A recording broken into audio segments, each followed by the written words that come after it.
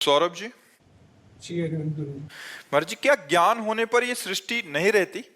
सृष्टि रहती है, आकर्षण नहीं रहता। सृष्टि तो यथावत रहती है, सृष्टि कभी बदली नहीं। भगवान के अवतार लेने पर भी सृष्टि नहीं बदली। ऐसे ही जड़ चैतन्य, पापी पुण्यात्मा, अच्छा बुरा सब ऐसे ही रहा है, लेकिन हमारी दृष्टि बदल जाती है। सृष्टि ऐसी रहती है, हमारी दृष्टि बदल जाती है। न स्त्री न पुरुष न जड़ न चैतन्य, सी राम में सब जग जानी, करो प्रणाम जो जुग पानी। वो जब भगवत साक्षात्कार हो जाता है, ज्ञान हो जाता है, तो सर्वम खलमिदम ब्रह्म ने नानास्ति किंचन, सब जगह उसे ब्रह्म दिखाई देता है, ब्रह्म के सिवा कुछ नहीं।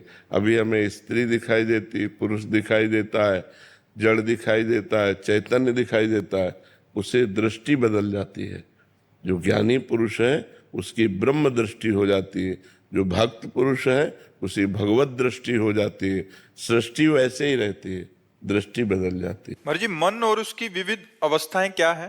मन की एक ही अवस्था संसार में है, 5 इंद्रियों के साथ शब्द स्पर्श रूप रस गंध का भोग करना। और जब भक्ति में या ज्ञान में बढ़ता है तब उसकी अवस्थाएं बदलती है। संसार की तरफ तो मना खष्टान इंद्रियाणि प्रकृति स्थान कर सती, शब्द स्पर्श रूप रस गंध तन मात्रा, इन्हीं में भागता रहता है मन। कहीं भोगना है, कहीं देखना है, कहीं सूंघना है, कहीं छूना है, इन्हीं क्रियाओं में मस्त रहता है। जब उसको भगवत मार्ग दिया जाता है तो उसकी भूमिका बदलती है। भोगों के त्याग की भूमिका, फिर भगवान की तरफ लगना, फिर लग कर के भगवान में रुचि होना, फिर रुचि से अनुराग हो जाना, समस्त वासनाओं का नाश होकर भगवान के प्रेम में डूब जाना, या आत्मस्वरूप भगवान में स्थित हो जाना। ये स्थितियां बदलती हैं। ज्ञान में स्थितियां बदलती हैं, भक्ति में स्थितियां बदलती हैं, भोग में तो वही स्थिति रहती है। कभी शब्द, कभी स्पर्श, कभी रूप, कभी रस, कभी गंध, इन्हीं में भागता रहता है 5 ज्ञानेंद्रियों के साथ मन। और इसी में ओवर थिंकिंग, नकारात्मक सोच, चिंता, भय, उद्वेग, इसी में जीव परेशान है। जब तक वो भगवान का चिंतन नहीं करेगा तब तक इंद्रियां मन के साथ भोगों में जाएंगी, और भोगों की कामना, रुपया की कामना, मान प्रतिष्ठा की कामना, यही उसके हृदय में अशांति पैदा कर देगी।